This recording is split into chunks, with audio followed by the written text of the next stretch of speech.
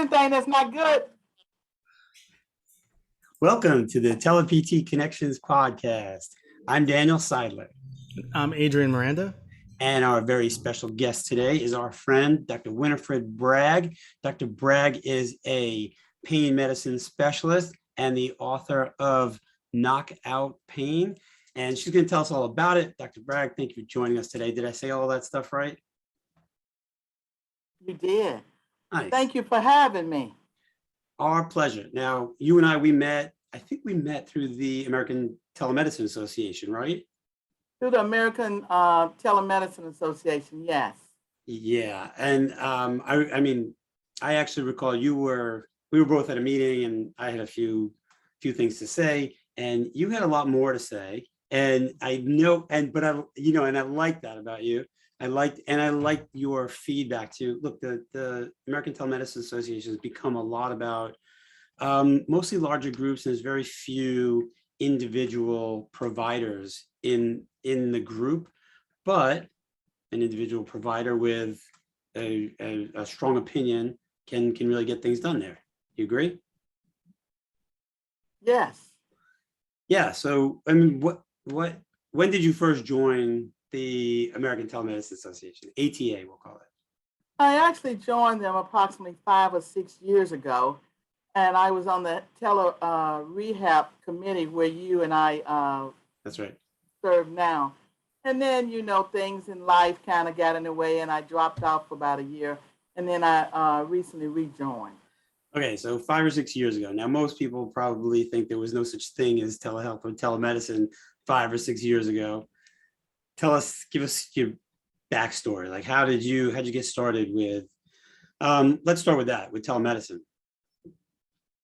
Well, Dan, what happened was about 8 years ago. My mom was injured severely after a medical procedure, and she was actually unable to walk independently. She lived in another state, and then I had to move her with me in Virginia and become her caregiver. When I became her caregiver, that taught me as a doctor a whole lot of things that I had never realized before of just about healthcare in general. As a doctor, I'm used to kind of giving orders and telling people what to do. You're a caregiver. You're the one that has to take out those orders. And what I realized in taking my mom back and forth to therapy 3 and 4 times a week and to doctor's visits, how that was such a burden on both the patient and on the caregiver. I thought to myself, how could a patient or a caregiver maintain a job without getting fired if they were taking care of a loved one? Sure. And so that's how I got interested in telemedicine, because my mom was in another state and I wanted to be involved in her care and certainly her rehabilitation. So I crudely used my smartphone, my iPhone, to communicate with her practitioners and specifically her physical therapist initially when she was in another state, so that I could see videos of how she was progressing or what was happening. So you were actually attending her PT sessions? I was actually remotely attending her rehabilitation. She was on inpatient rehab, and with her PT, I got to know all the PTs because they were kind enough to let me zoom in or come in on my iPhone and see what was happening with my mom. And you got to realize my siblings were devastated with this injury. And so when certain things would happen and they wanted to know if my mom was progressing or regressing, we would use our iPhones to communicate so that I could kind of examine her over the phone. Yeah. And, since I'm the daughter, no Medicare, nobody was involved. It was just me doing it. There was no legislation. And so I learned the great value then of telehealth and how important it was to be able to have that close relationship with the physical therapist, both from a physician standpoint and from as a caregiver. And that's what prompted me then to join ATA, to just get more involved. So it was just out of personal experience, not necessarily as a physician even. That's amazing. And that's a use case that we rarely talk about. Adrian, I mean, I was just about to say that it sounds like it's practitioners, unless we have an actual personal experience, we aren't necessarily driven to change. And we had somebody before, David Dancer, right? Oh yeah, yeah. He suffered a stroke and young, and firsthand realized how challenging life was after that. So I think that's awesome, Dr. Brad, unfortunate for your mother and for your family experience. However, I think fortunate for everybody else that you're going to help. But I think it's just, again, we hear this time and time again, it's like a personal experience that kind of drives these changes. Sure. Right, because once you actually, Adrian, walk in the footsteps of being a patient, we haven't maybe been patients and caregivers. Some of the things that we take for granted, you realize how much of a burden it is to you. When you're having to leave your job 4 or 5 times a week and go to physical therapy sessions, on top of doctor visits, what job could you really have that they would want you to be away that much? And even though I owned my own practice, it still took a lot of maneuvering to do that. And so that's what led me to really learn more about telemedicine and to see how could I use a devastating awful experience to help others who have to live with chronic pain, who are caregivers, who are patients, and to see what we could do to make that fragmented system better. Yeah, and I mean, I think it's such an interesting idea to be able to share a doctor visit or a PT visit with family members. I mean, like, most family members have no insight into what's going on in their parents' medical life. They're going to doctors, and my parents tell me all the time, I went to the eye doctor, I went to the dermatologist. My dad goes to physical therapy, and I went with him when I was down in Florida, but I don't know like how he's progressing in PT. I don't get like weekly reports on it. If I could attend a session once in a while, that's such a cool idea. Right, and then it can help with the carryover with the home exercises, and you could, Right. Be that motivation. Now, my mom, when she moved with me for that time period, she didn't really like the fact of living with a pain doctor. People say, well, isn't that something? You have your daughter right there to help you. She says, have you ever moved in and lived with a pain doctor? That pain scale, she hates it. Oh, When I'm like, Mom, what's at your every pain meal today? She says, I've been over that. I know 0 to 10, 0 to 10. I've been over that. So she says, it has its plus and minuses from the patient standpoint of living with you, the physical therapist, or me, the pain doctor, from your parents' standpoint. Sure. Yes. My wife and I are both physical therapists. We try to not talk about it too much, especially pain. You mean at dinner, Dan? You're not asking each other what's your pain level today? Nah, try to stay off that topic. Oh, okay.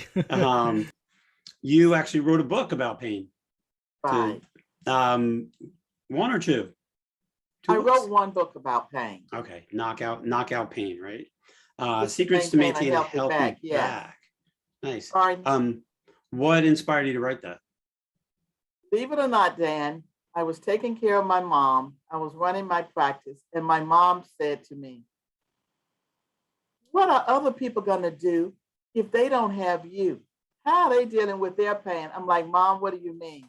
Because I've been talking about writing a book for years.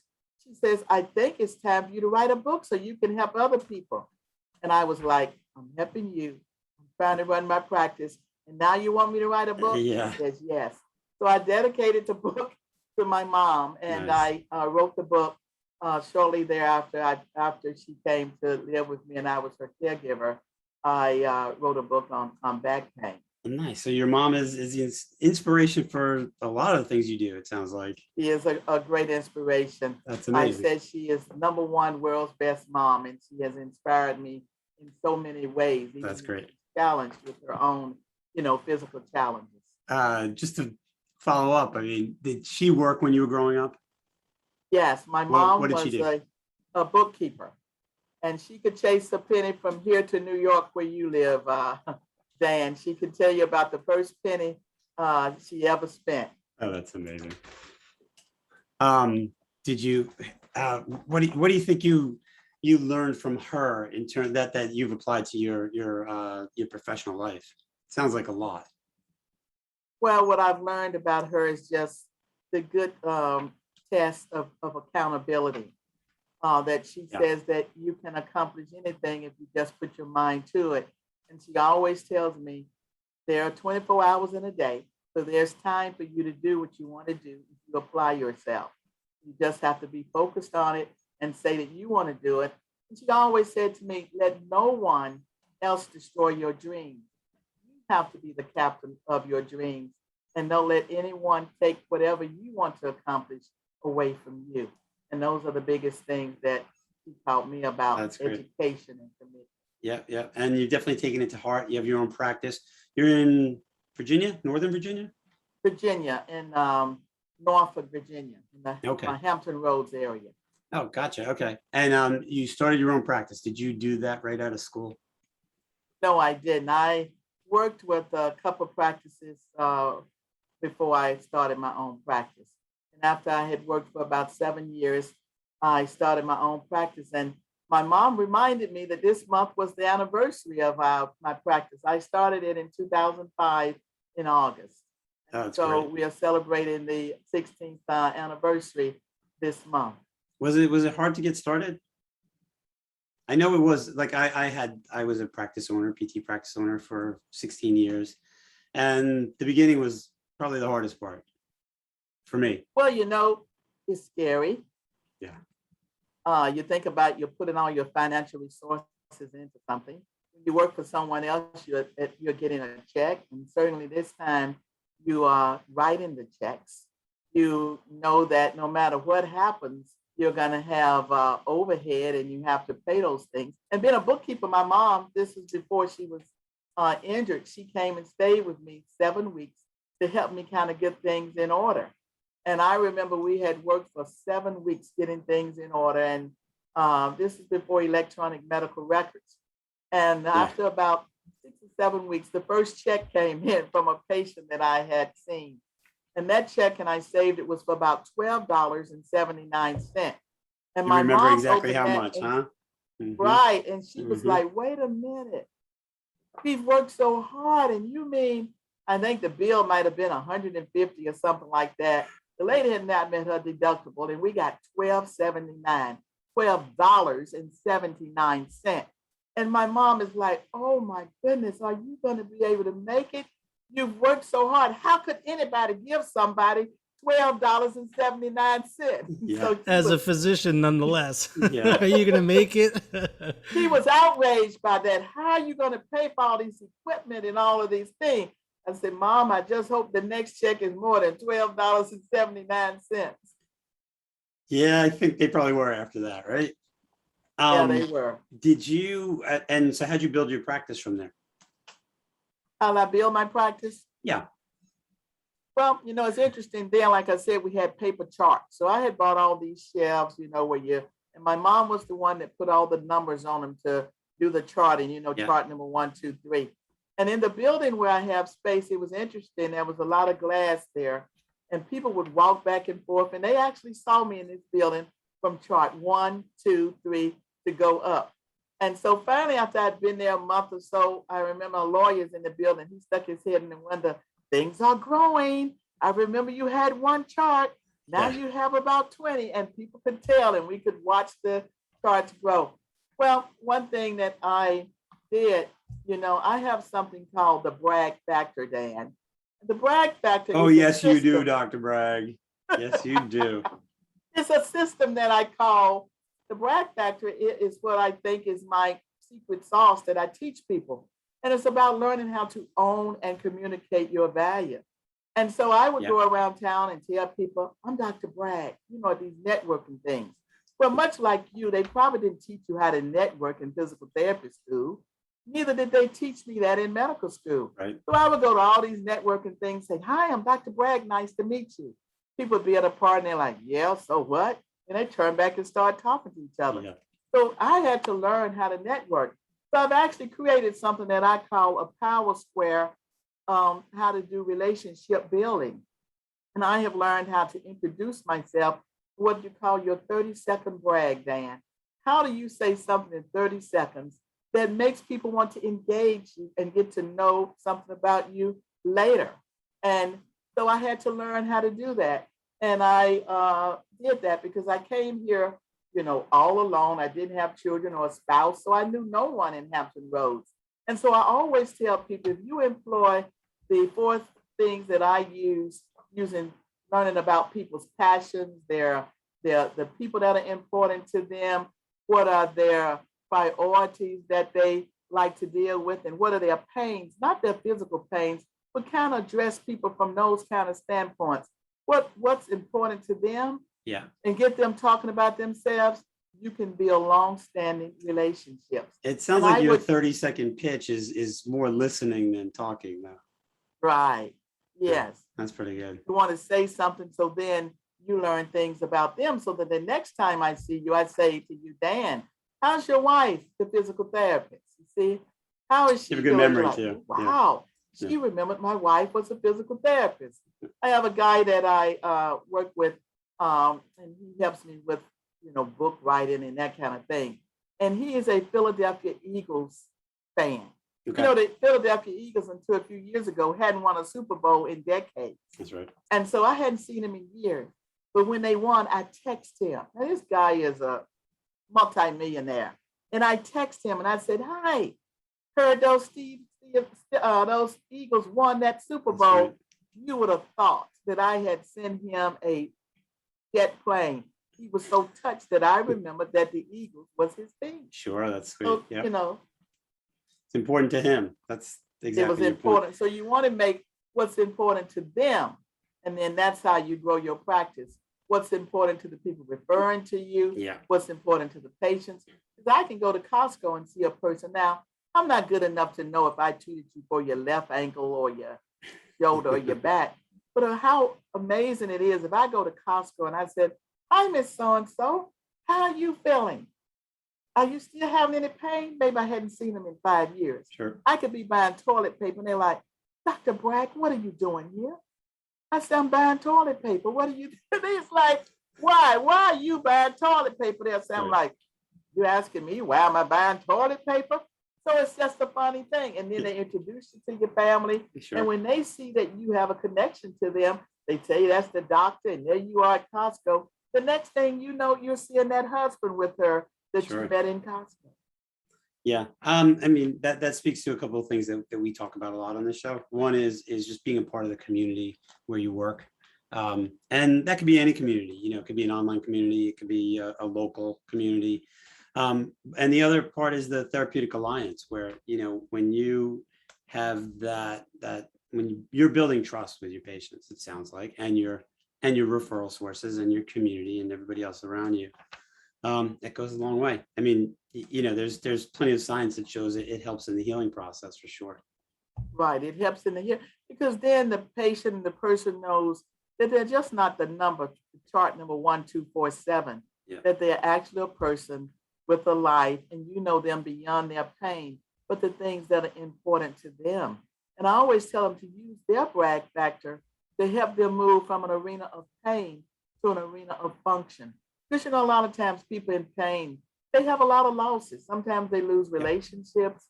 Sometimes they lose jobs, from workers' comp or from injuries. And so they feel like they lose some self-esteem. And so when they find what is their Bragg factor, I tell them, there's still more to you than that job. Let's talk about your other skills, your other attributes. What are the other things that you do for your family? And then they can build upon those things and move to a state of gratefulness and gratitude for their children, for their spouses, and the other things that we sometimes take for granted for, that I hope that through COVID, we have all learned to appreciate a little more. Adrian, we talked about similar issues with Dave Sofer. I mean, very similar, but we covered a lot of stuff too. Well, I mean, in terms of pain being a lot about a mindset and a lot about how you process pain, partly because it can be caused by, it's often caused by a lot of things. Like you're saying, Dr. Bragg, that it, for a lot of people, the cause and the effect of pain has to do with loss. So like can you talk more about it? I mean, I really like that topic and just the idea that we are what we perceive in a way. And if we can change our mindset, it can go a very long way in managing pain in particular.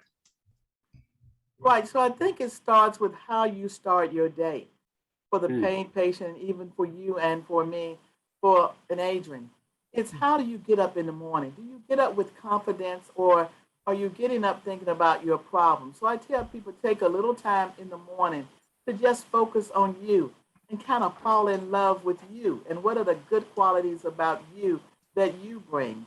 I tell people to think about what are your goals for today and do what I say. Take 10 seconds to someone you love or care about and just maybe say to your spouse, Dan, how much you love her, what she means to you. Or maybe last night's dinner was good. Maybe you ate it real quickly, but you didn't take time to tell her, you know, the steak last night, honey, was really pretty special. Or to the children, you know, I appreciate you and I'm so proud of you of what you're doing in school or what is going on. So in the morning, come start off things with gratitude from a position of gratitude and gratefulness. And that kind of changes your mindset. And then I'm kind of into visualization. Take 30 seconds or a minute and kind of think about how do you want to spend your day and visualize yourself doing what you want to be. Maybe today they want to go to physical therapy and they'll know that they're going to be confronted with you and Adrian, who they may say sometimes therapy causes me pain, Dr. Bragg. I said, but have you ever gained anything in life without some pain? And so you have to see the physical therapist as someone who may be taking you through a pain that's going to get you with some gains. And so meditate on it maybe today with Adrian. He wants you to do 10 repetitions, but I'm going to focus on 5. And just start your mindset on that and start your day with that rather than seeing you as the pain monster. People say that about us? The pain monster. Yeah, but Yeah, it sounds that's what about they right. call us? That's Dr. terrible. Bragg, you know I have pain and you're sending me over there to those physical therapists. They're causing pain. I said, but at the end of the day, it's going to hopefully relieve your pain. So that's what you have to do. We try I not. think it's fabulous that, you know, we're talking to a physician and we're all clinicians here, but Yeah. it's like talking about mindset. You know, we thought about, you know, what are the best treatments? And I feel like to unlock that door is really kind of getting up in the brain first and the emotional in their souls. And then I think what we do as clinicians, all the tricks, I think that kind of is able to get them to that final outcome. What they talk about, you know, in the brain, there's a system called the RAS, the reticular activating system, which acts like a filter. And it says what you put in the brain is what's going to come out. That we all wake up with tens of thousands of negative thoughts in the day. But what are you filtering on? You got to think about what are you filtering so you can filter out to those negative thoughts. And if you really think that's kind of hocus pocus, think about if you ever, when you wanted a car, you may say, I want a red Corvette. Oh my God, I want a red Corvette. Somehow, everywhere you drive, look like you see a red Corvette. And so the brain kind of sees what you put in it.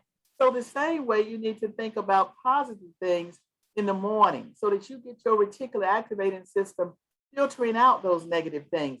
And I tell patients all the time to think about their mindset is like a computer.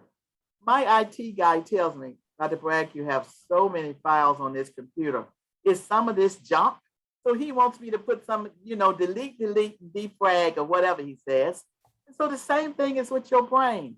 When someone comes around negatively and said, are you going to therapy again? You know, I went to physical therapy or I went to that pain doctor and it wasn't helpful for me.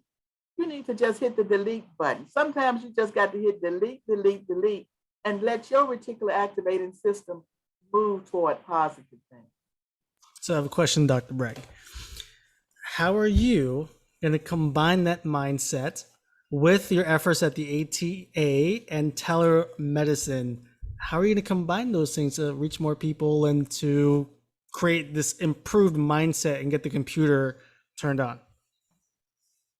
Adrian, I'm glad you asked. As you said, my mother has been the stimulus for a lot of things. During the past 8 years that she was injured, I thought about how could I make life better? And so I started working on a digital telemedicine platform called Home Pro Therapy. But what I found, and I was met by a lot of obstacles, as you know, with legislation and insurance and all of that. And some things that I was thinking about doing, I couldn't do because they weren't legal at that time. But fortunately now, one good thing from COVID, as you well know, COVID has kind of moved us far ahead now with telemedicine in terms of people adopting it, of people's patient satisfaction. And so I have a digital platform that I hope to be launching within the next month or so, that I hope therapists like yourself will see me as not the physician doing this, but that as another healthcare provider doing it, and you would subscribe to it so that together we can work toward putting in one position, in one place, a platform where healthcare for people with pain is not fragmented, but is more coordinated, so that we are decreasing all of those back and forth burdens going to therapies and doctor visits. Through this platform, people can use it through telemedicine for physical therapy, for pain management doctor visits, for psychology visits, so that that burden for the caregivers and for the patients can be at least somewhat reduced and be convenient, and that together with physical therapists and with physicians and with psychologists, we can do what I hope to be saying, complete care. So I hope that you'll be able to invite me back in a couple of months after I've launched that, and that would work. But I have some proof of concept on it, because during the past year with COVID, I took my own practice, Adrian, and I tested the market, and I made a telemedicine arm to the spine center. So I think what you're talking about is an integrated platform for multiple practitioners who treat pain, essentially, or right. orthopedic conditions, whatever it may be, right? Right. Yeah, I mean, I think it's a great concept, and I'd like to see your platform. I think that's one of the models for value-based care, where all of the specialists are in one place, focusing on their specialization, as opposed to when we get patients referred to us by an orthopedist or a physiatrist, we have to go then find, if we need to talk to the doctor, it's almost impossible to get in touch with them. Sometimes we have to find their history, their x-rays, MRIs, medical, whatever, trust them on the medications that they're on. But if it's all in one place, and specialized to this area of their medical or their health, I think that's that can be highly effective. Right. Well, I'm hoping that you and Adrian will learn more about home pro therapy and consider maybe subscribing to it when it gets to that point. I hope that we can have conversations, because it's through conversations like this that I can learn more about what we need to do to make it better and more patient-centered, so that it's convenient and that it shows good touch points, and not making it impersonable, but personal, and also cost-effective. Sure. The thing I always think about is the quadruple aim. It used to be the triple aim, now the quadruple aim. Outcomes, patient satisfaction, provider satisfaction, and cost efficiency. If you're hitting those points, I imagine it's going to be extremely successful. That's great. Dan, I have a question for you, actually. Yes, sir. But it relates to Dr. Bragg. So you said earlier, you at the ATA meetings, you had something to say, but then Dr. Bragg had more to say, and there's a reason for the question. So Dan, what is it that you said, and what did Dr. Bragg say? Because I'm sure that's like there's something illuminated, and it's probably going to touch on like barriers, I'm sure. No, nothing specific. I mean, I think I was probably referring to the value of rehab and physical therapy via telehealth. We were trying to express that point at this meeting, where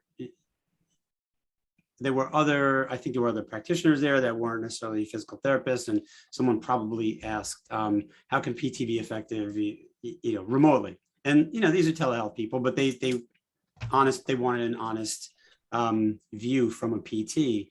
And, I spoke about our that PTs come in with great knowledge of musculoskeletal care and movement, compassion, problem-solving skills, and of course, just listening to patients and helping them through their problems. That was probably my take. And Dr. Bragg, how do you utilize telehealth now in your practice? Well, I utilize telehealth. It has helped me to grow my practice, especially for vulnerable populations who weren't able to get in during COVID. Yeah. At one point, we were locked down, and so that was everybody was that quote unquote vulnerable population. Sure. And so people were able to do a pure telehealth visit with me with video conferencing, and that's how we did it. And as a result of that, now, with Delta virus and everything else, we have continued to do that with people because people like it. And especially with certain people, again, to the model of the geriatric population, when their sons and daughters are taking them to the doctor, this makes it much easier for them. Also for younger people or people who don't have days off work, they really like coming in and having a telehealth visit so they can go back to work. Small business owners, workers' comp. It has helped to reach people of all different markets. And it's been a wonderful experience. I think that the patients had good satisfaction about it. And it's just been a wonderful thing. And it's helped me to, as I said, get some proof of concept about the HPT that I was living inside of my head. Yeah. So when the governor of Virginia said in March we were going on a lockdown, and my staff was like, what are we going to do? What are we going to do? I said, we're going to do this, and the other. And they were like, how did you know that so fast? Because I had been dreaming about HPT, and all the legalities had put me at a standstill. So when he said that, it opened up what was in my head to become a reality, and we just started doing that. That's great. So question, Dr. Bragg, what were some of the obstacles that you faced while you were creating the proof of concept or even while you were testing it out? Well, just workflow processes can still and always be tweaked. You have some people that are just not technically savvy, and that's continue to be a problem. And so we've had to, just go over that process and go over it and give training to patients. And sometimes just doing it over the phone to tell a person who really doesn't understand, who had no knowledge of anything with technology of Zoom or any of the other video technological video capabilities, it still is a problem. How do you get the volume up? How do you do that? And so those were some of the problems to get them. And some people were just so fearful about the whole process because they didn't use the phone for a certain age group. They didn't use the phone. So certain age group was a challenge to get them there. And then I just had to tell them, this is the time you need to call your grandchild. This is the time you call your child. This is the time you tell your grandson how smart he is. Is that in the troubleshooting FAQs in the last page of your policy manual? Tell a patient to call their grandchild. Call your grandchild. Call your grandson. I'm like, they said, Dr. Bragg, I said, your grandson can do it. And when you call him and say, Bobby, you're so smart, grandmother needs you, they'll come to grandmother's house and they would come over there and help them. And so now we've been doing it since March 2020. So people have a year and a half of experience doing it. And you just don't know how a radiant smile I get from my geriatric patients when they say, Dr. Bragg, I'm on here by myself. And Bobby, my grandson, didn't have to come with me today. And so they're really, they're really thrilled that they could do it. And then I teach them how this application has things that can help them with their life. They were away from their children and their grandchildren. Yeah. They couldn't see them for their birthday parties. So again, back to that concept of how you build strong relationships, I took it and helped patients understand what you're doing in my office, you can do and talk to your grandson and go to their birthday party. And then they learned about all these other things. And so they were thrilled about it. What's your sense on where telehealth is going to be in your practice when COVID's over? I mean, that's kind of an obscure thing, but like what, in the long run, like what kind of lasting effect do you think it's going to have for you in your practice? Well, I think that it's going to have a lasting effect because patients have adopted it to a great extent. Yeah. I think they see the ease, the convenience, the show rate for people with that is a good, show rate of people attending to it. They found out that it wasn't as impersonal as they had imagined. They realized that they still got good outcomes, that they could tell me and it could be as private and secure as though they were with me face to face. So I think that it will have lasting effects. Now, if you're asking me what the payers are going to do, I have no idea about no one does, but about what that will be. But I think that they will see, where I'm situated in Norfolk. Some people come to see me about 3 hours away, 4 hours away from the Eastern Shore. Yeah. And they have to come across that Chesapeake Bay Bridge tunnel. They have to pay a lot of money both ways to go across that tunnel to see me. So this has helped me to be able to outreach to them and to people to other parts of North Carolina because I'm licensed in North Carolina as well. And so I can see them and they were able to tell their friends about me who didn't have pain management doctors close to them. So it helped the specialty to be able to reach out to areas that might not have had access to specialty care. And so I think that will have some lasting effects. That's because excellent. once a person tastes a cookie, they want a cookie. Right. Is there anything like if you could fix anything about telehealth for your practice, what would it be? Well, I had a physical therapy center before COVID. Mm-hmm. And after COVID came, I closed it down. And so one of the things that I want to do is to be able to collaborate with a physical therapist so that I can get the virtual physical therapy as a part of my practice. Because you see, my patients understand the value of physical therapy because I have educated them about that. In my book, I devoted a chapter to what is physical therapy so that people understand. Thank you. You're welcome. We appreciate it. And so I didn't make this up for the show, it's in the book.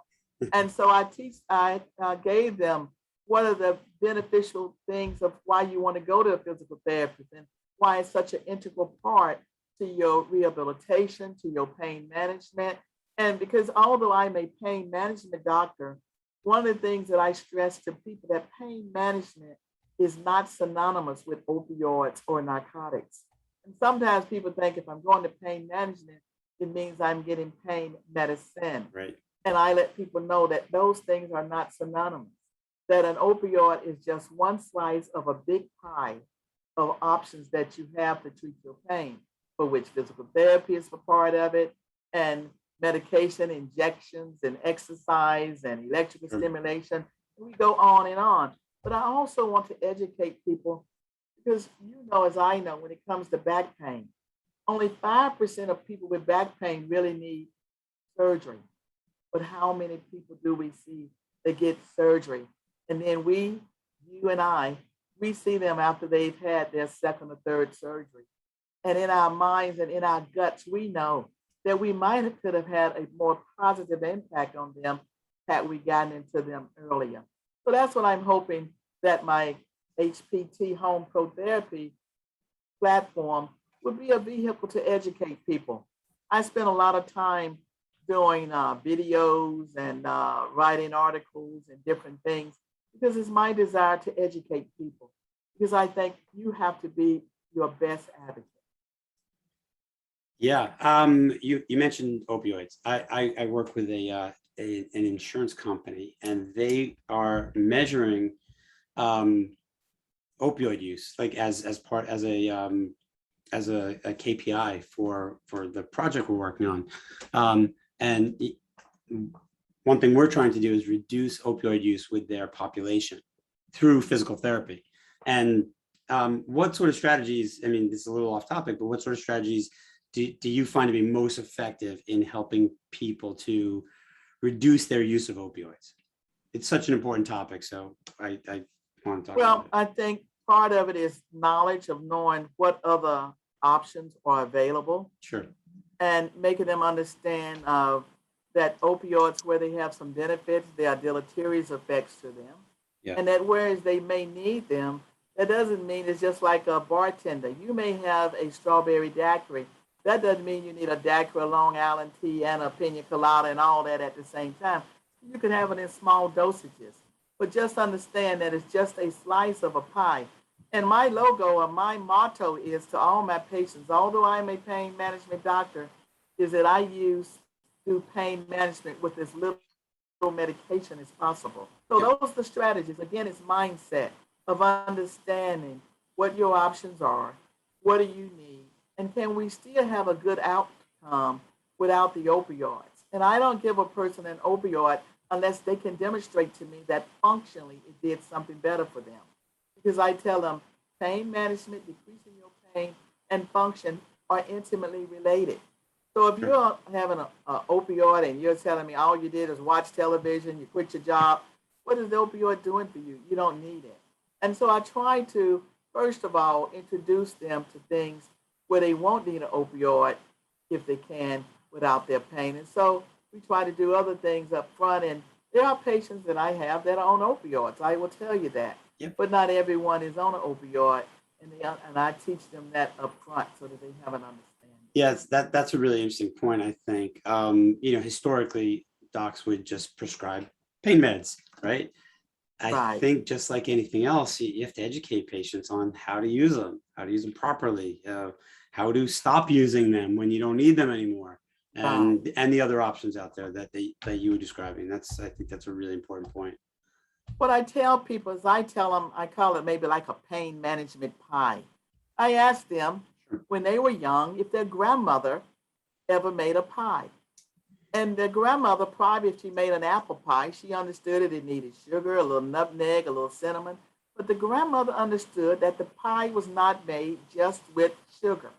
And you're right. Doctors are the reason that we had an opioid epidemic, because when people had pain, we just threw opioids at them as though there was nothing else that went in the pie. But our grandmothers understood that every pie was based on having a good blend of ingredients, nutmeg, sugar, and cinnamon, and other things to make the pie well balanced. And so that's why I make them understand that you need therapy, you may need injections, because there are some pain management doctors on the other extreme, don't give anybody a pain medicine, and they only believe everybody needs an injection. I do spinal injections as well, but everyone that comes to me with back pain or any other condition are not going to get an injection. And so we want things to be customized so that people get the best outcome and not cookie cutter. Yep. Great point. By the way, my grandmother did not bake pies, but she was Eastern European and made a mean chicken goulash. And she used to say pretty much the same thing. It was about the ingredients that you put in. It has to be balanced. And she always told me, life is like a chicken goulash. You get out what you put into it. Get out, and she probably would have you along the way sometime to taste it and said, Daniel, how does that? And she knew exactly what ingredient to put in it based upon what you said, what you needed. So you're my mother's life. Life is like a chicken goulash. And that goulash didn't have just one ingredient, or it's a little bit tangy. That's right. What about you, Adrian? What did your grandmother make? I mean, I love apple pie. So, that'd probably cure any pain that I have. October to April, I have apple pie in the house the whole time. Nice. So you won me over already. Scoop of vanilla ice cream, maybe? My grandmother made beans 24/7. Made what? Frijoles, beans. Always in the house. Beans. Always. Yeah. All right. That was the thing. Grandma's specialty. That was her special thing. Well, everybody's grandmother has their own special sauce. That's right. Dr. Bragg, we've asked you a lot of questions. Do you have any other questions besides desserts for Adrian? Well, Adrian, I know that you do a lot of video and everything. How has video helped you with your practice with telemedicine? Well, actually, interesting. I mean, for example, I put out a video on Michael Jackson had plantar fasciitis, and so I'm part of the swing dance scene, Lindy Hop in New York City, and one of my swing dance friends reached out to me and became my patient to treat her. So I do get actually people reach out to me with my short little videos to be treated. So It does work. It's small, but it does work. Getting patients here and there. Is there a certain uh, time frame that you think has more effectiveness for views and impact that if you do a 1 minute, 30 second? What have you found Mm. on that for Oh, it doesn't patients and the matter. impact? Oh, patients. Doesn't Well, I matter. mean, so here's the thing. Interesting thing that I kind of accumulate these random text message or private messages on Facebook over the years. Seriously, even my uncle, he's like, your videos helped me a lot, and I was like, what are you talking about? This was just before COVID, like just before COVID. He's like, yeah, your videos helped me with my shoulder problems, and I was like, what?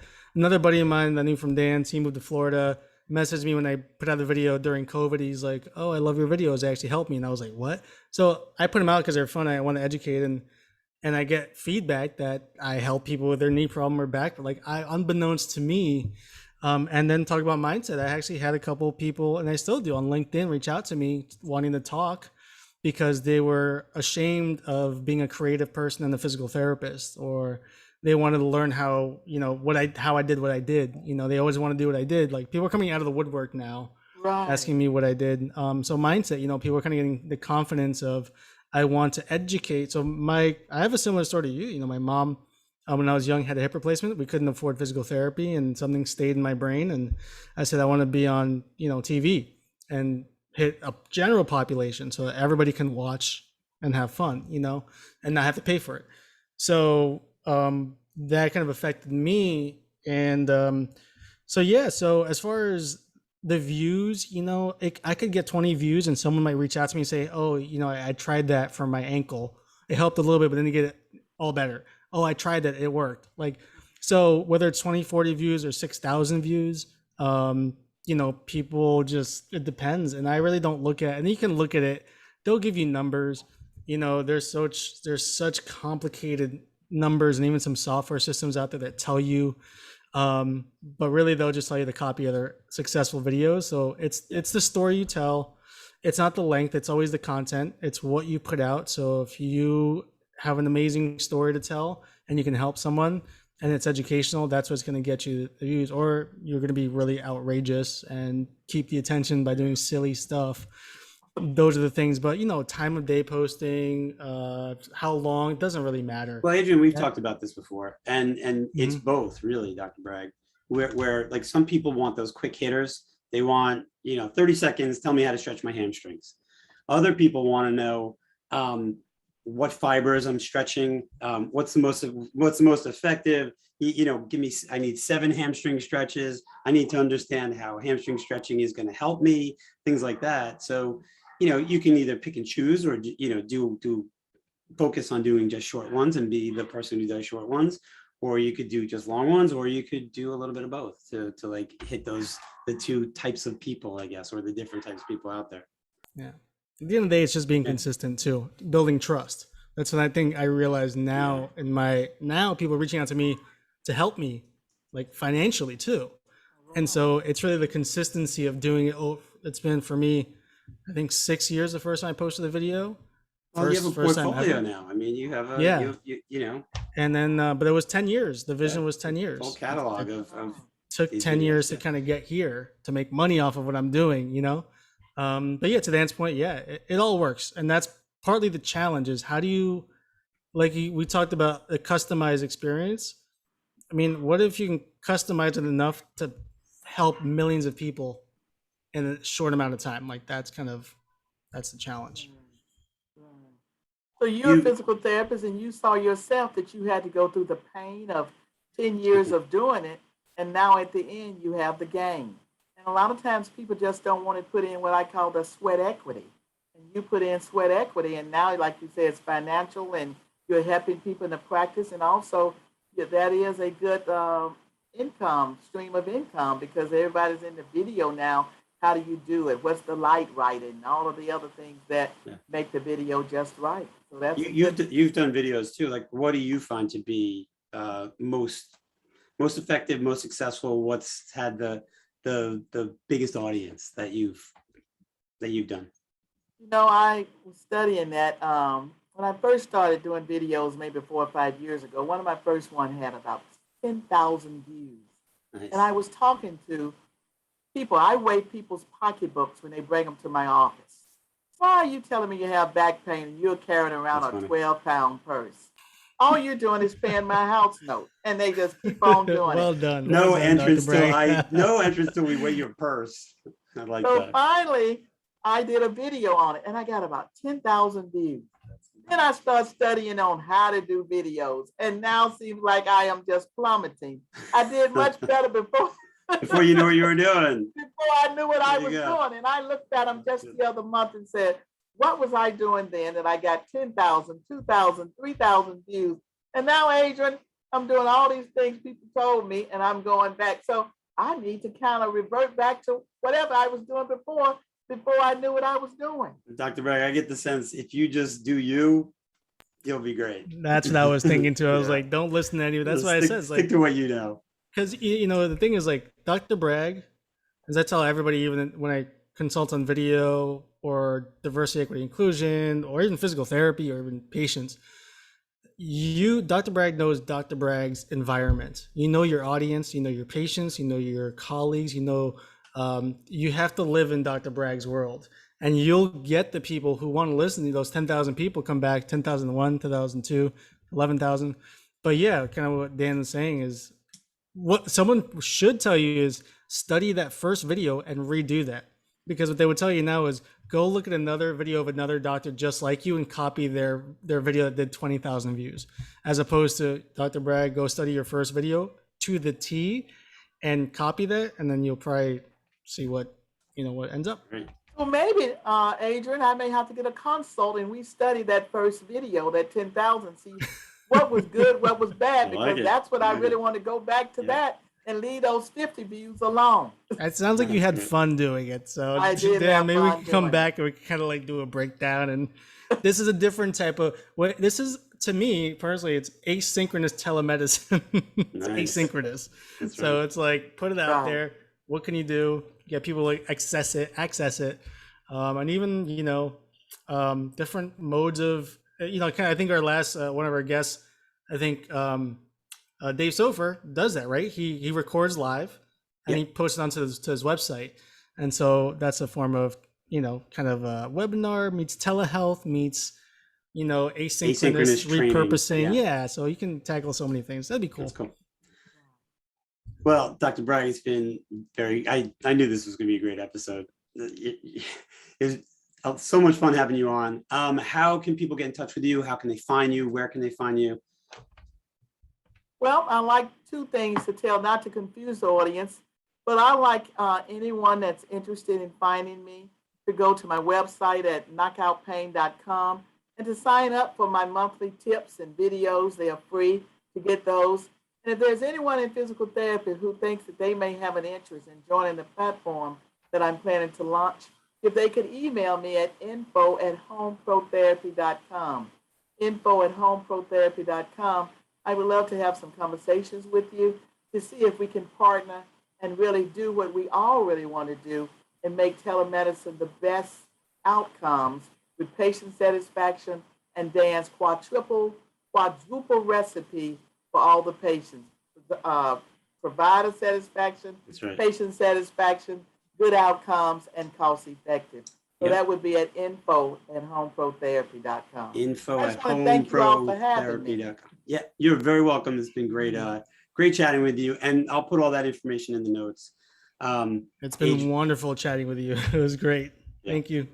And we'll have to have you back again soon. All right. Thank All you right. so much. Thank you. And thank you for joining us today. We'll see you next week.